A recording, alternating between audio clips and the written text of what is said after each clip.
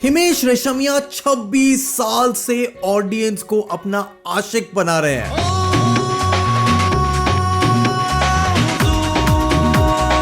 Audience का सुरूर बढ़ा रहे हैं अपनी वर्सेटैलिटी से, अपनी एक अजीब से चार्म से। बॉलीवुड म्यूजिक को सिर्फ एक नेशनल लेवल पे नहीं, एक ग्लोबल लेवल पर रिकॉग्निशन दिला रहे हैं। इनके पहले कंपोज किए गाने फिल्में हिट कर रहे थे। अपने गानों से तो ये बड़े बड़े स्टार्स का कमबैक तक कर दे रहे थे। यहाँ एक नए नवेले एक्टर को एक बोनाफाइड सुपरस्टार तक बना दे रहे थे। इनके गाने सुन के इनकी लॉयल ऑडियंस, इनको मीम बना देने वाली ऑडियंस आज तक उनके गानों पर नाच रहे हैं। हिमेश की वजह से म्यूजिशियंस अपने जॉनर बदल दे रहे थे, यहां तक कि भूत पिशाच अपनी कब्रों से उठकर उनके गानों पर नाच रहे थे। हाँ भाई, ये भी हुआ था, ये भी है, करेंगे इस पर बात। टीवी शोज पर म्यूजिक देने से टीवी शोज को प्रोड्यूस करना, तेरे नाम से सलमान भाई का ब्रीफ करवाने से लेकर अक्षय कुमार का कॉमेडी एरा का रिवाइवल हो, इंडियन एंटरटेनमेंट इंडस्ट्री का लगभग हर अवार्ड जीतने के बाद, 1300 से ज्यादा गाने कंपोज करके 13 से ज्यादा रियलिटी शोज जज करने के बाद आज social media meme, rock star, cringe actor, एक म्यूजिशियन का ऐसा म्यूजिक जो बसों में, ऑटो रिक्शाज में, शादियों में, क्लब्स में, तुम्हारी मेरी प्लेलिस्ट में आज भी बजता है। चाहे इनकी नाक से गाना गाने वाली कंट्रोवर्सी हो, आप नाक से क्यों गाते हैं? आशा भोसले को इन्हें चाटा मार देने की धमकी देना हो, सोनू निगम से एक लंबी चलती हुई फ्यूड हो, या बोनी कपूर जैसे वेटरन फिल्म प्रोड्यूसर से गाने चुरा कर अपने आप को प्रमोट करना हो, सड़क से उठाकर स्टार बना दूंगा वाला एटीट्यूड की वजह से भी महीनों ट्रेंड में रहने वाला ये A lister Bollywood music producer, director, actor, composer, writer Himesh Reshammiya Indian cinema की हिस्ट्री में पहली बार हुआ है कि एक प्राइमरीली म्यूजिक कंपोजर का जज्बा, उसका impact, popularity, fame, recognition, relevance किसी ए लिस्टर बॉलीवुड सेलिब्रिटी से कम नहीं है। और लोग कहते हैं कि समय के साथ इंसान को बदल जाना चाहिए, कहते हैं कि आर्टिस्ट को तो समय के साथ अपनी क्राफ्ट को, अपने आप को री इन्वेंट करना ही पड़ता है। लेकिन हिमेश रेशमिया इस इनसिक्योर भीड़ में नहीं आते। पिछले 26 सालों से सिवाय इनके टोपी पहनने की प्रथा को हटा दो, ना इनका स्टाइल बदला है, ना इनकी फिल्मों में म्यूजिक क्राफ्ट, ना इनका एक्टिंग स्टाइल, सॉरी मतलब एक्टिंग करने की कोशिश का स्टाइल नहीं बदला है। अभी तुमने इतना नहीं सीखा ज़रा कि तुम मेरी एक्टिंग की तारीफ कर सको। जहां आज बॉलीवुड को लोग बॉयकॉट कर रहे हैं, क्रैश बता रहे हैं, इनोवेशन की कमी वाली इंडस्ट्री बता रहे हैं, तो वही लोग हिमेश रेशमिया के पीछे मानो एक अंधभक्ति करते हैं। तेरे नाम हमराज जैसी मेन स्ट्रीम फिल्मों से लेकर नन्हे Jaisalmer, oh my God, Banaras जैसी सेंसिबल फिल्मों तक अपनी रेंज दिखाते हुए, चाहे वो म्यूजिक में हो, एक्टिंग में हो, जजिंग में हो, हिमेश रेशमिया का ट्रेंड पिछले 2 दशकों में बदला ही नहीं है, और शायद बदले भी ना, क्योंकि फिल्मों का मजाक बने, वो हिट हो या ना हो, इनकी प्रेजेंस से, इनके गानों की वजह से फिल्में अपने रिलीज से पहले ही अपना बजट कमा लेती हैं। एंड इसीलिए इस वीडियो में ये सब जानना बहुत जरूरी है कि क्या है हिमेश रेशमिया के बारे में वो चीज, क्या वो हिमेश रेशमिया की कंसिस्टेंसी है to sell the same content over and over again, या फिर उनका एक सेल्फ अवेयर एटीट्यूड, एक अपने काम पर बिलीव जो उनके सालों से चले आ रहे क्रिटिसिज्म को इग्नोर करवाते हुए, उसके ऊपर कैपिटलाइज करते हुए अपने आप को सक्सेसफुल और रेलेवेंस बनाए रखता है। यह एक डीप सीटेड अंडरस्टैंडिंग है हिमेश रेशमिया की अपनी ऑडियंस की, जिसको पता है कि हमारी ऑडियंस जिसकी डिमांड है, प्रिटेंस है एक सेंसिबल म्यूजिक का, उस सब प्रिटेंस को हटाकर हिमेश रेशमिया इंडियन ऑडियंस को वो देते हैं जो वो सुनना चाहती है। एंड मोस्ट इंपॉर्टेंटली तुम्हें इस वीडियो के एंड तक ये पता चलेगा कि हिमेश रेशमिया के बारे में वो क्या बात है, क्या वो इनका इंपैक्ट है, क्या उनका वो इन्फ्लुएंस है कि इतनी इम्पॉसिबल ऑड्स के अगेंस्ट, इतने मीम्स, क्रिटिसिज्म, इंपैक्ट, लाफेबिलिटी के बावजूद हिमेश रेशमिया आज बॉलीवुड में शायद म्यूजिक प्रोड्यूसर्स में अपने अलग अलग टैलेंट्स के लिए एक बहुत बड़ा जाना माना नाम है, जिनकी पिक्चरें या म्यूजिक सब देखने के लिए हम एक्साइटेड रहते हैं। तो इस वीडियो को एंड तक देखना, क्योंकि इसको खत्म करते करते तुम्हारा पर्सपेक्टिव टुवर्ड्स हिमेश रेशमिया, उनका म्यूजिक, उनका काम, उनकी एक्टिंग, उनकी मूवीज पूरा बदल जाएगा। ऐसी वीडियोस हम तुम्हारे लिए हर हफ्ते लेके आते हैं, तो चैनल को सब्सक्राइब करो। अगर हमारा एफर्ट अप्रिशिएट करते हो तो वीडियो को लाइक करो, और आओ तुम्हें समझाते हैं कि हिमेश रेशमिया आखिर हिमेश रेशमिया बने कैसे। इंडियन सिनेमा हमेशा से अपने म्यूजिक पे परसेवियर करता आ रहा है। फिल्म की स्टोरी ग्राउंड ब्रेकिंग हो ये जरूरी नहीं है, पर फिल्म का म्यूजिक एक ऐसा टूल है जिसके बिना फिल्म की सक्सेस का इतना इंपॉर्टेंस होता ही नहीं कि वो सालों तक याद करी जाए। एंड याद रखो, मैं फिल्म के म्यूजिक की बात कर रहा हूँ, बैकग्राउंड म्यूजिक की नहीं। म्यूजिक जिसमें लिरिक्स होते हैं, एक कॉम्पोजिशन होता है, उसका एक पिक्चराइजेशन होता है जो 2 से 3 मिनट के गाने में अपना इमोशन पकड़ कर रखे। कई बार तो शायद उस म्यूजिक का फिल्म की कहानी से कोई मेल जोल ना ही हो, पर इंडियन एंटरटेनमेंट सीन में ऐसा ही चलता है। और उसमें शायद हिमेश रेशमिया की ऐसी पकड़ है कि उनके गाए, उनके लिखे, उनके कंपोज करे हुए गाने तुम्हें बेजुबानी याद होंगे, भले ही जिस मूवी में वो गाने हो उसका नाम ढूंढने के लिए तुम्हें गूगल करना पड़ जाए। झलक दिखला जा, झलक दिखला जा। आज भी हिमेश रेशमिया का जोर ऐसा है कि जहां दुनिया भर के प्रोड्यूसर जोर लगा रहे हैं अपनी रेलेवेंस को मेंटेन करने के लिए, वहीं आज हिमेश रेशमिया एक म्यूजिक कंपोजर, सिंगर, एक्टर, उनकी पॉपुलैरिटी ऐसी, ये ब्रांड ऐसा कि बड़े बड़े स्टार्स की तरह अपनी फिल्म रिलीज करने से पहले अपनी फिल्म्स की बजट से दुगना तिगुना रिटर्न पा रहे हैं। और आज जहां म्यूजिक इंडस्ट्री हिमेश रेशमिया के डेब्यू डे से बिल्कुल अलग है in terms of treatment, music, fan base, music genre, जहां आज म्यूजिशियंस के स्टार के फैंडम चल रहे हैं with the whole era of music videos, सिर्फ हिंदी नहीं बल्कि हर भाषा में, तो वहीं हिमेश रेशमिया का एटीट्यूड, ऐसा unapologetic attitude to treat the same music, same colour, वो ऐसा कि आज भी अरिजीत सिंह, शुभ हनुमान काइंड जैसे सिंगर्स या फिर AR रहमान, अमित त्रिवेदी जैसे आइकॉनिक कंपोजर सिंगर्स की भीड़ में Himesh Reshammiya still manages to give hits. And not just hits की हाँ म्यूजिक अच्छा था, मजा आया, हिट्स ऐसे कि जहां पहले उनके गानों पर टैबलॉइड्स के न्यूज सेगमेंट इनके गानों की तारीफ करते नहीं थकते थे, और आज इंस्टाग्राम पे एल्गोरिदम आपको और मुझे इनके गानों की रील्स को शेयर करने के बाद भी थकने नहीं देता। हिमेश रेशमिया का जन्म 23 जुलाई 1973 को मुंबई के veteran music composer Vipin Reshammiya के घर हुआ। And coming from a Gujarati family and being surrounded by music, Himesh Reshammiya का जीवन एक किड की तरह जा तो रहा था, पर ज्यादा लंबे समय के लिए नहीं, बिकॉज 11 साल की उम्र में उन्होंने अपने बड़े भाई को खो दिया। और घर के बड़े बेटे से जो एक उम्मीद परिवार लगाकर रखता है, 11 साल की उम्र में ही हिमेश रेशमिया को उन उम्मीदों को पूरा करने के लिए म्यूजिक में जंप करना पड़ा to fulfil the dream of his father. 13 साल की उम्र हिमेश खेलने खाने की होती है जी, और आप म्यूजिक डायरेक्टर बनना चाहते थे उस उम्र में। इमोशनल वजह भी ये थी कि I lost my brother at the age of 12, तो एक अजीब किस्म की जिम्मेदारी भी मुझ पर थी। और सिर्फ 14 साल की उम्र में ही वो अपने पिता के साथ म्यूजिक कंपोज करने भी लगे। क्लासिकल राग, म्यूजिक ट्यूनिंग, हिमेश रेशमिया वो सब सीख रहे थे। 80s का बॉलीवुड अपने टेक्नो और सॉफ्ट गानों के लिए तो फेमस था, era of Bappi Lahiri, RD Burman का जमाना था, और विपिन रेशमिया जो उस समय के बड़े बड़े कंपोजर्स के साथ कोलैबोरेट करते थे, हिमेश उनको अकंपनी करा करते थे। और पैसे पाकर the education that Himesh Reshammiya had in music, एक 14-15 साल का लड़का witnessing the magic of music being created, Vipin Reshammiya was the first musician to bring up an electric instruments in mainstream Bollywood India, जहां राग और टेक्नो के कॉम्बिनेशन की समझ तो हिमेश रेशमिया को अपने टीन इयर्स में आ गई थी। और 1989 तक Vipin Reshammiya, who already produced a low budget film in 1988 called Insaaf ki Jung, decided to produce a second film titled Yuva and wanted to cast Salman Khan, जो उस समय अपने करियर की शुरुआत कर रहे थे। Story treatment, script, even some music जो हिमेश रेशमिया ने बनाया था एक यंग हिमेश रेशमिया ने, वो प्रेजेंट किया गया सलमान खान के सामने। अब प्रोडक्शन हैसल और फाइनेंशियल कंस्ट्रेंट्स की वजह से वो फिल्म तो नहीं बन पाई। 16 साल की उम्र में आपने सलमान खान को साइन कर लिया था। I was 13 or 14 I think, जब मेरे डैडी ने उनको साइन किया। वो फिल्म नहीं बनी, फिल्म का नाम था Yuva. And Salman went on to do Sooraj Barjatya's Maine Pyar Kiya as his first movie, but उन्होंने जाते जाते 16 साल के हिमेश रेशमिया को एक वादा जरूर किया कि एक दिन वो उन्हें ब्रेक जरूर देंगे। तो उन्होंने वादा किया था कि मैं ब्रेक दूंगा। अब रास्ते अलग हुए। Himesh Reshammiya started his journey to produce for TV shows and Salman Khan became an up-and-coming star of Bollywood. तो मैं सीरियल प्रोडक्शन में चला गया। And 90s का बॉलीवुड आज की तरह लाउड एंड क्रैश नहीं था, बट 90s के बॉलीवुड में एक लाउड और क्रैश टोन था जो एक NRI मार्केट को केटर कर रहा था। एंड 90s में जैसे जैसे बॉलीवुड का मार्केट ग्लोबल हुआ, वेस्टर्न एंटरटेनमेंट का मार्केट सीप इन हुआ with MTV and V channel, जिसमें 80s के इलेक्ट्रॉनिक म्यूजिक वाइब शुरू से ही थी। अब 90s में the software and mastering software भी धीरे धीरे अपनी जगह बना रहे थे। थे। अनु मलिक, विजुषा, Rajesh Roshan, AR Rahman, duos of Jatin Lalit, Sajid Wajid, Nadeem Shravan जैसे composers with the terrain of singers like Sonu Nigam, Udit Narayan, Kumar Sanu सब हिट साउंड ट्रैक दे रहे थे। हिट साउंड ट्रैक जिसकी वजह से फिल्में हिट हो रही थी। एंड आई से हिट फिल्में बिकॉज ऑफ द फैक्ट कि 90s के बॉलीवुड की कहानियां प्राइमरीली म्यूजिक ओरिएंटेड होती थी। आज भी भले ही तुम्हें 90s की मूवीज की कहानियां चाहे अच्छे से याद ना हो, पर उनका म्यूजिक तुम्हें आज भी नॉस्टैल्जिक बना देगा।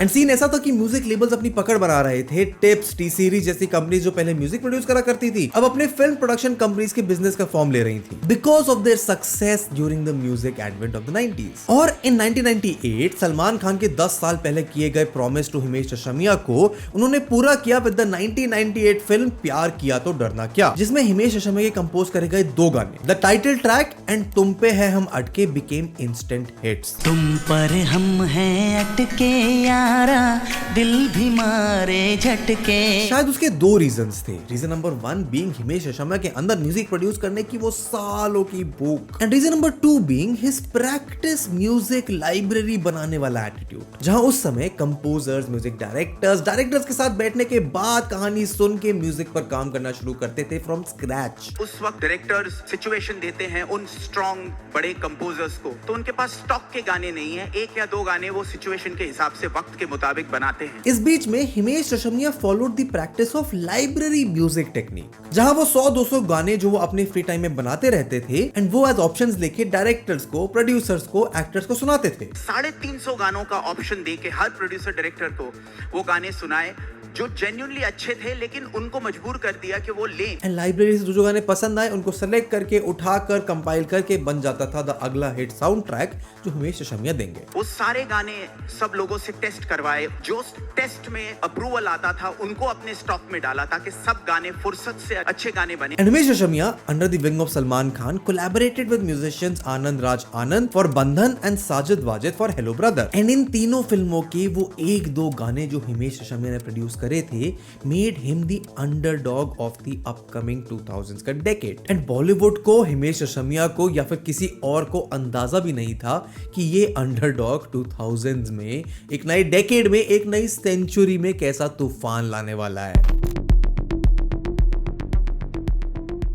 सन 2000 was not just a change in year, a change in decade, but a change in a millennia. Even for the entertainment industry, सिर्फ म्यूजिक ही नहीं, फिल्मों की कहानियां, काम करने के तरीके सब बदल रहे थे। सेंसिबल मूवीज, फिर चाहे वो कॉमेडी फिल्म्स हो, क्राइम थ्रिलर्स हो, फैमिली ड्रामा फिल्म्स हो, बॉलीवुड अब एक इंटरनेशनल अपील पर अपना गेम खेल रहा था। जहां Bombay Vikings, Bombay Rockers, them clones, Euphoria जैसे इंडिपेंडेंट म्यूजिक बैंड्स हो, या Shankar Ehsaan Loy, AR Rahman, Vishal Shekhar music composers हो, जो नॉन ब्रेकिंग म्यूजिक से, एक नई तरीके की साउंड से बॉलीवुड की म्यूजिक को एक ऑर्थोडॉक्स ट्रेंड से हटाकर एक यूथ ओरिएंटेड टेक्नो स्टाइल के फॉर्मेट में साउंड में ला रहे थे, mimicking the global hip hop and rock trends. जहां singers like Lucky Ali, Kailash Kher, Palash Sen, KK traditional music और मॉडर्न म्यूजिक में एक्सपेरिमेंटल नॉर्म्स बना रहे थे, जिनके गानों में कई मायनों में एक कल्चरल क्लासिकल इंडियन मिक्स भी था, पर एक मॉडर्न टेक्नो साउंड भी था। एंड कोइंसिडेंटली और नॉट, ये समवॉट वही जॉनर था जिसमें हिमेश रेशमिया बचपन से सीखते हुए आ रहे थे। तो इस पूरी भीड़ में हिमेश रेशमिया वाज द इकलौता इंसान म्यूजिक कंपोजर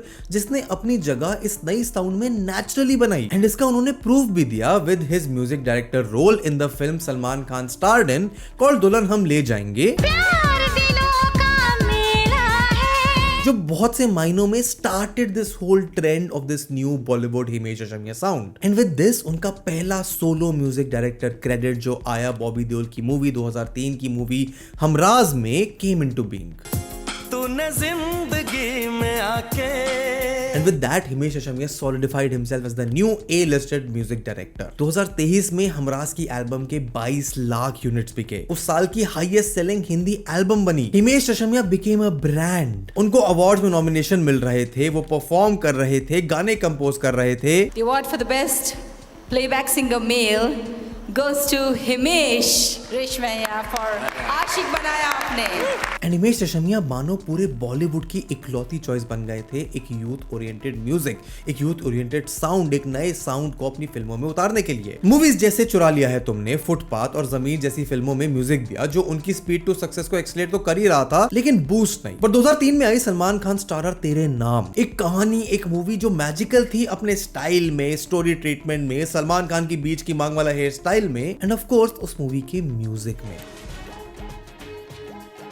उस फिल्म के म्यूजिक के लिए हिमेश रेशमिया को बहुत सारे अवार्ड्स तो मिले ही, Zee cinema award for best music हो या cine award for best music हो। और उसके बाद तो मानो भीड़ लग गई ऐसी मूवीज की जहां पर ये प्रूव हो गया लगभग कि बॉलीवुड को सिर्फ हिमेश रेशमिया का ही म्यूजिक चाहिए। भूलो मत ये वही हिमेश रेशमिया है जो लाइब्रेरी म्यूजिक प्रोड्यूस करते थे, अपने पास 300 गाने लेकर प्रोड्यूसर्स पर, डायरेक्टर्स पर जाते थे।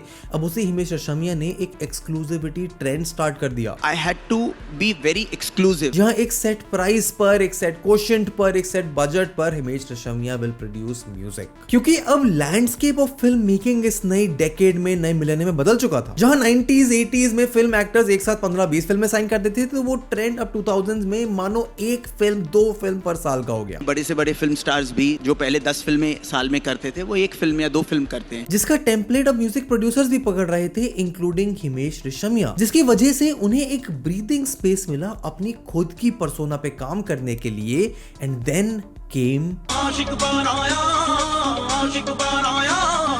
याद करो, शायद तुम भी मेरी तरह 2nd, 3rd, 4th क्लास में होंगे। इमरान हाशमी की पिक्चरों को फैमिली के साथ देखने में तुम्हें डर लगता होगा, पर हिमेश रेशमिया के, इमरान हाशमी के बनाए गए हर गानों की लिरिक्स को तुमने याद किया है। और इसी बीच आए इस गाने में इमरान हाशमी के साथ नाचते नाचते, एक टोपी पहने, मुंह के ऊपर माइक पकड़े एक आदमी गाना गाते हुए, चबी चीक्स, ओवरकोट पहने पहली बार एक म्यूजिक कंपोजर फिल्म में फीचर हो रहा था। कुछ लोगों को तो शायद ये भी लगा होगा कि ये इमरान हाशमी का ही एक नया लुक है, पर बॉलीवुड के लिए बहुत नई चीज थी कि पहली बार a composer had a face जो खुद अपने गाने भी गा रहा है, अपनी स्टाइल स्टेटमेंट भी शोकेस कर रहा है। ऐसा इसलिए क्योंकि जब हिमेश रेशमिया को गाने गाने के लिए कोई नया सिंगर नहीं मिला तो उन्होंने अपने आप पर ही एक चांस लिया। उन्होंने खुद गाने गाए और इकलौते अपने दम पर एक कंपोजर के नाम पर एक्टर से ज्यादा फिल्म के गानों को मार्केट करने की प्रथा बॉलीवुड को दी। आशिक बनाया में I was looking out for a fresh voice जो मुझे मिल नहीं रहा था, and then when I did the cue track the director told me कि no I am going to stick to this voice. इनके गानों को मिमिक करा जाने लगा, इनके लुक्स को मिमिक करा जाने लगा, इनके ऊपर मजाक बनाए जाने लगे। तेरे दिल में मेरा नाम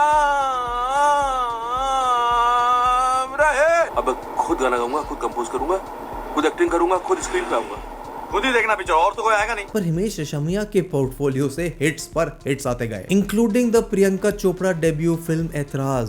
एंड बहुत समय बाद ऐसा हुआ था कि एक म्यूजिक कंपोजर, एक प्लेबैक सिंगर हर फ्रंट पर पॉपुलैरिटी पा रहा है। ऐसी क्रेजी फैन फॉलोइंग एक म्यूजिक कंपोजर के लिए बहुत लंबे समय से बॉलीवुड में नहीं देखी गई थी। शादी, बारात, taxi, radio, movies, theatres, TV, हर जगह हिमेश के गाने बज रहे थे। अकेले अपने दम पर मानो हिमेश रेशमिया म्यूजिक वीडियोस के ट्रेंड वापस ले आए। अकेले अपने दम पर मूवी के एल्बम लॉन्च को एक ग्रैंड रिलीज इवेंट बना दिया। इतना कि ओम शांति ओम में नहीं, फराह खान ने नहीं, दीपिका पादुकोण को उनका पहला ब्रेक मेन स्ट्रीम में हिमेश रेशमिया ने दिया था। ऐसा लगने लगा था मानो बॉलीवुड की तरफ से हिमेश रेशमिया अकेले अपने दम पर म्यूजिक सर्किट में अपना नाम बढ़ाने की लड़ाई लड़ रहे हैं। हिमेश रेशमिया का शायद ये तुम गॉड गिफ्टेड टैलेंट मानो या गुजराती फैमिली से आने की वजह से उनका एक बिजनेस एटीट्यूड मानो, क्योंकि वो हिट पे हिट दिए जा रहे थे। लिटरली किसी फिल्म के गानों में उसके म्यूजिक कंपोजर के फीचर होने पर अगर सीटियां बज रही हो तो शायद वो पहली बार ही हुआ है सिनेमा इतिहास में। एंड वो लोग जो हिमेश के म्यूजिक टेस्ट, उनके लाउड एटीट्यूड, उनके नाक से गाने पर कमेंट्स और कई मामलों में तो हेट दिए जा रहे थे, पर उनसे बिल्कुल अलग हटके एक बहुत ज्यादा बड़ी जनता वो थी जो हिमेश के गानों से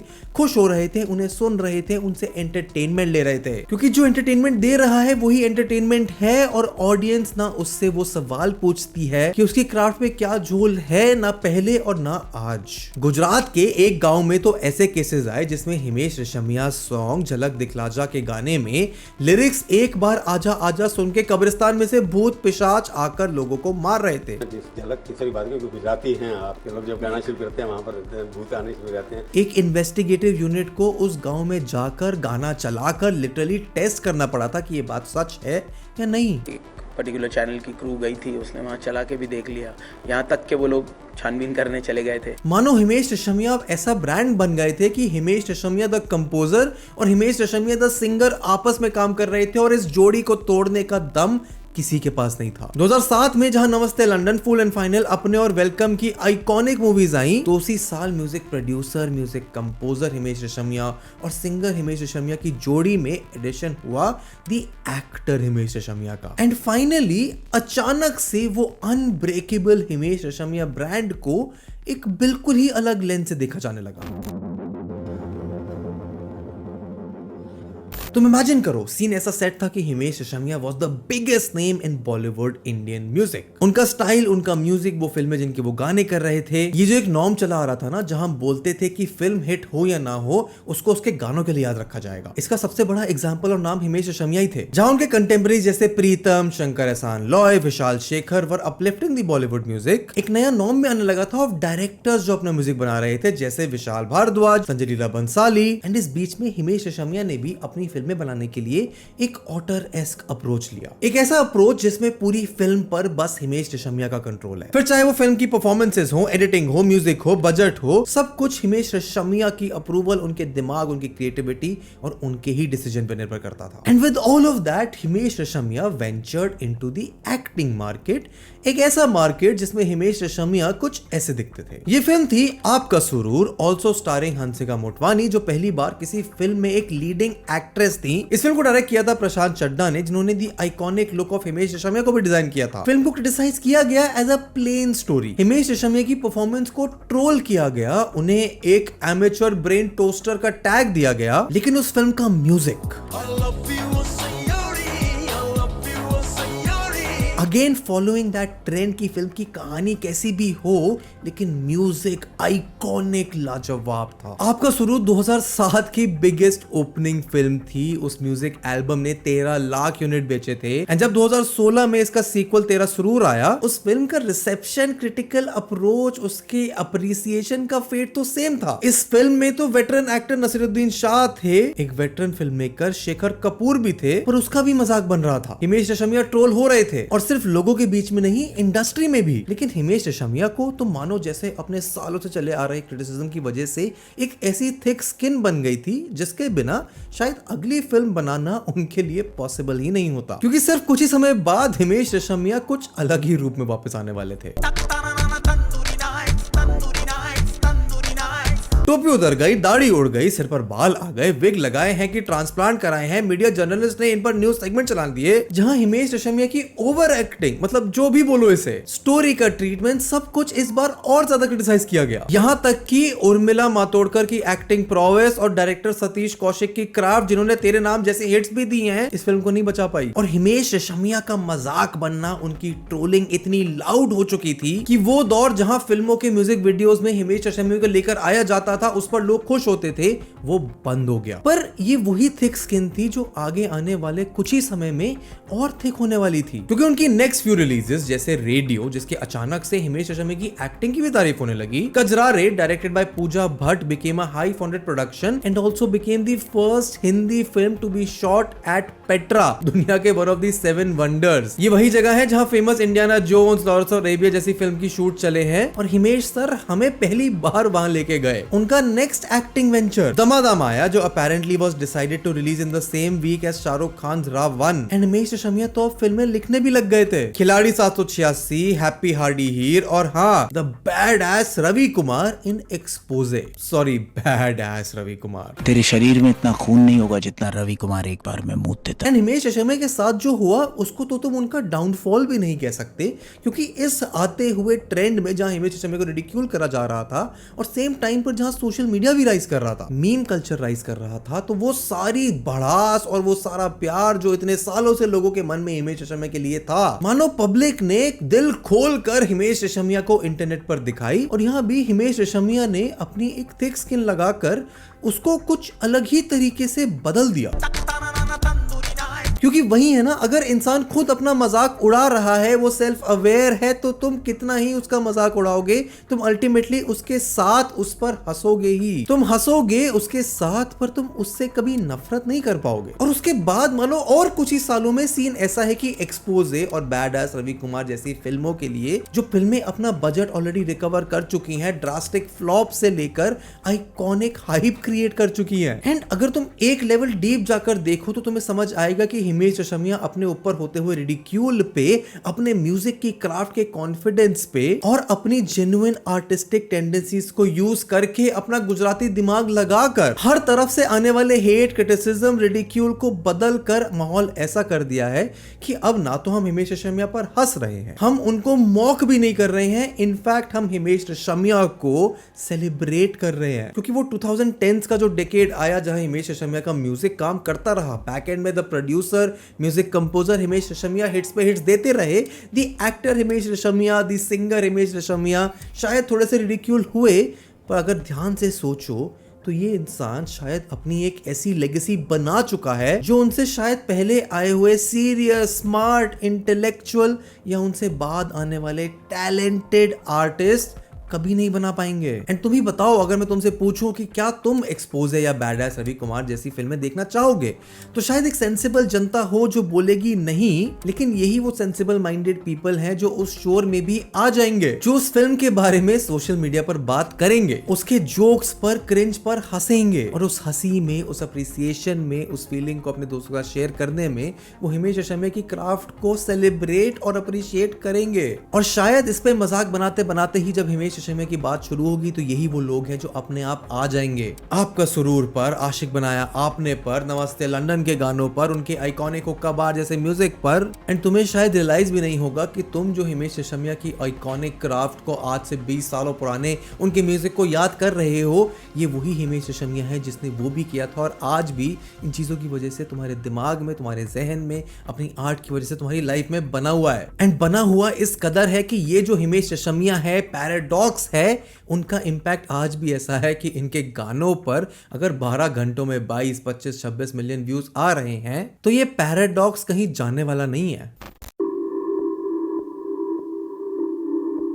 हिमेश रेशमिया के लिए सलमान खान भले ही कई मायनों में इनके गॉडफादर बने, इमरान हाशमी के साथ इनकी पेयरिंग मानो शैलेंद्र और राज कपूर या कुमार सानू और गोविंदा जैसी रही हो, but the attitude and the Perseverance, self awareness, अपनी सेल्फ वर्थ को मेंटेन करने के लिए जो हिमेश रेशमिया ने दिखाई है, उनके पास एक ऐसी ओरिजिनलिटी है जो शायद आर.डी. बर्मन या ए.आर. रहमान जैसे कंपोजर, सिंगर्स अपनी क्राफ्ट में रखते थे। इन सब का एक मिक्सचर है हिमेश रेशमिया का ब्रांड। जैसे शाहरुख खान कभी कहते थे कि वो शाहरुख खान द ब्रांड के एक एम्प्लॉय हैं। I am an employee of the myth of Shahrukh Khan, so I work for that myth. वैसा ही केस कई मामलों में हिमेश रेशमिया का भी है। वो मीम भी हैं, एक लाउड म्यूजिकल इंपैक्ट रखने वाले बॉलीवुड सुपरस्टार भी हैं। इसको तुम एक ब्लिसफुल इग्नोरेंस या फिर उनका सेल्फ अवेयरनेस वाला एटीट्यूड कह लो, पर यही वो एटीट्यूड है जो अपना मजाक बनवाने के बावजूद तुम्हें मजबूर करता है कि तुम हिमेश रेशमिया को सेलिब्रेट भी करो उसी सेम ब्रेथ में।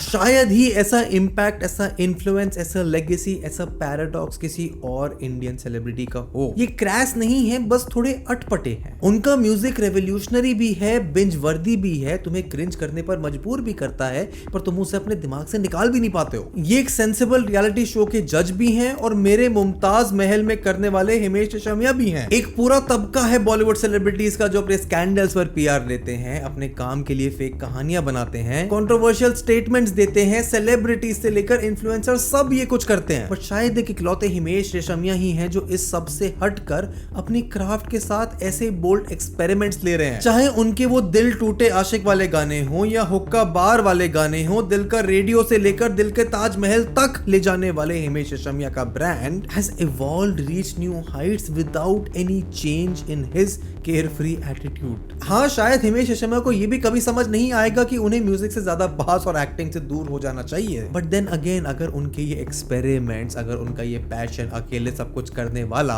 हमें एंटरटेनमेंट भी दे रहा है, अच्छा इंपैक्टफुल म्यूजिक भी दे रहा है, तो हम होते कौन है हिमेश रेशमिया को बताने वाले कि उन्हें क्या करना चाहिए या क्या नहीं। अगर वो इतने सालों से वो काम करते आ रहे हैं जिन्हें आज हम उनके पुराने काम के लिए याद भी करते हैं, उनके एक एटीट्यूड, एक फेज के लिए रिडिक्यूल भी करते हैं, उनके आगे आने वाले काम को सेलिब्रेशन और एक्साइटमेंट के साथ देखते हैं, तो शायद हिमेश रेशमिया की success in spite of all his odds, his peculiarity, his persona, उनका परसिवियरेंस, उनका परफॉर्मेंस, स्क्रीन प्रेजेंस के बावजूद इम्पॉसिबल नहीं, इनएविटेबल थी। And that's for the video. Thank you so much watching it till the end. तुम्हें ये video पसंद आई तो यूट्यूब एल्गोरिथम कहता है कि तुम्हें ये वीडियो इतनी ही अच्छी लगेगी। इनफैक्ट यहाँ पर पूरी एक प्लेलिस्ट है ऐसी और वीडियोस की, इन्हें चेकआउट करो। कमेंट्स में मुझे बताओ अपने विचार हिमेश रेशमिया के बारे में। चैनल को सब्सक्राइब करो and I will see you in the next one. Good bye.